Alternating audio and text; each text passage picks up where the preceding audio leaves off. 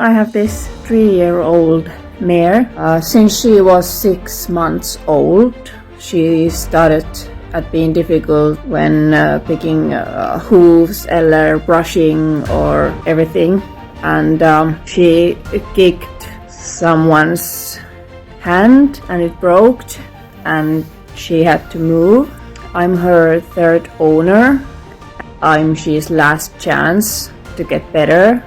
And she is better. I have treated her stomach. I think she was kind of in pain when she came to me, and she's better after that. But still, she has this very strong attitude towards everything that she doesn't want to do, and I hope you can help me.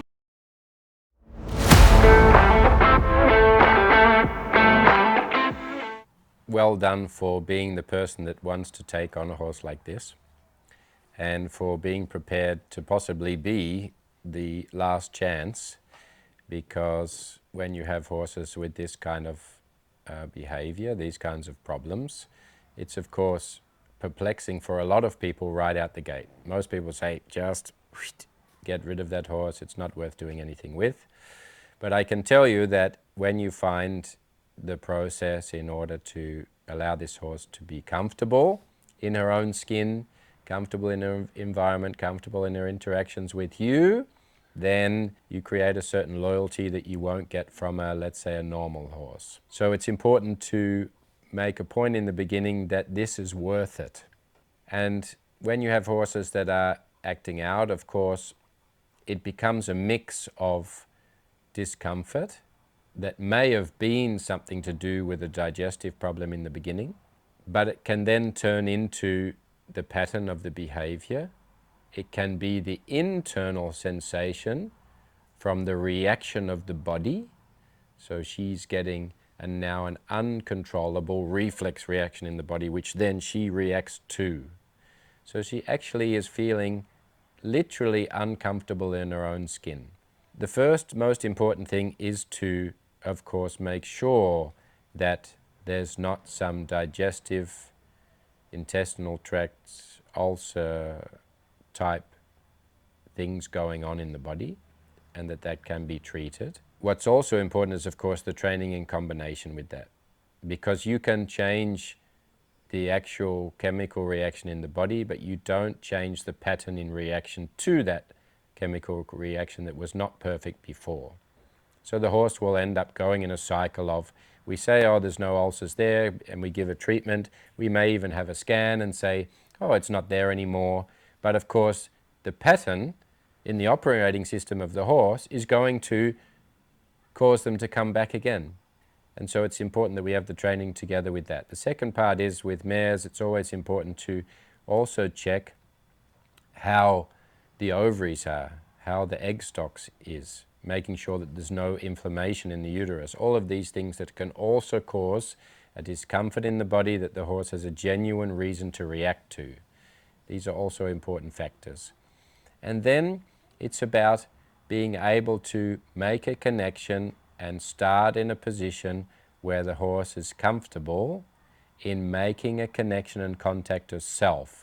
Too quickly we go into trying to touch the areas that are sensitive and hoping that after a while she'll just let us touch her and that will go away.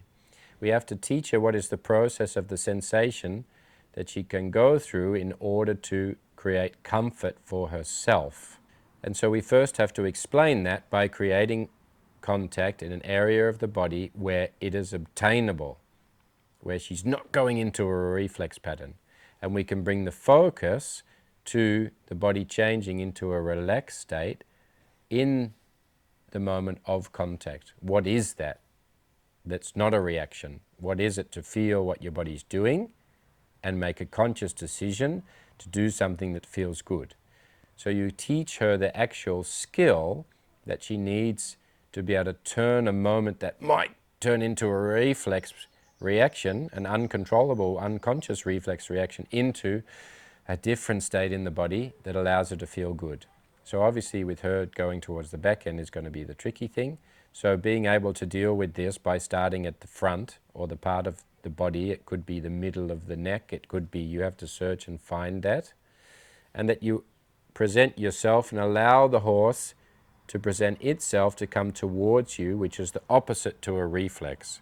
If we approach, the horse will go into the reflex defensive pattern.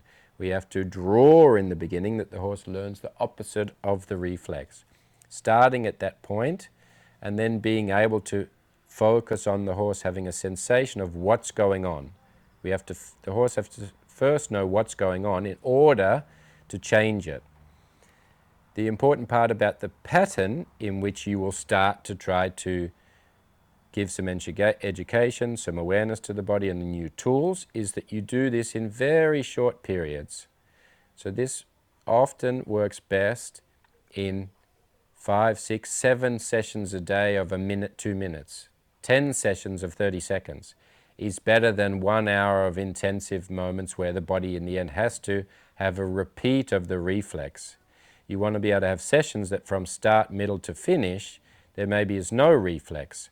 We're not trying to particularly avoid them, but we don't want to go into a repetitive pattern that she can't control. She has to start to believe that she can have the power to determine how she feels. She is in control of the physical action she takes, and that we can guide her and show her that a different physical reaction is going to create a different feeling, which means she's going to think different, which means she's going to feel different, which means she's going to act different.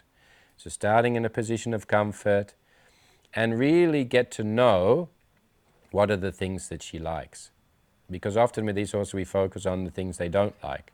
Oh, I can't do this, or I can't go in the box, I can't put the blanket on, I can't. If she particularly likes something when she's eating, you might even start that connection when she's eating. She has a small change of state, small connection to your contact. She gets into a relaxed state, you go away again. You've had a full interaction of coming in, relaxing, going away. Those interactions start to build, this process gets longer, and you start to have more conversations with a smile and not with the ears back in this state. Be aware that this will take a little bit of time, but from the first interaction, in the first session of 3 minutes, you can already change a lot, depending on where your focus is.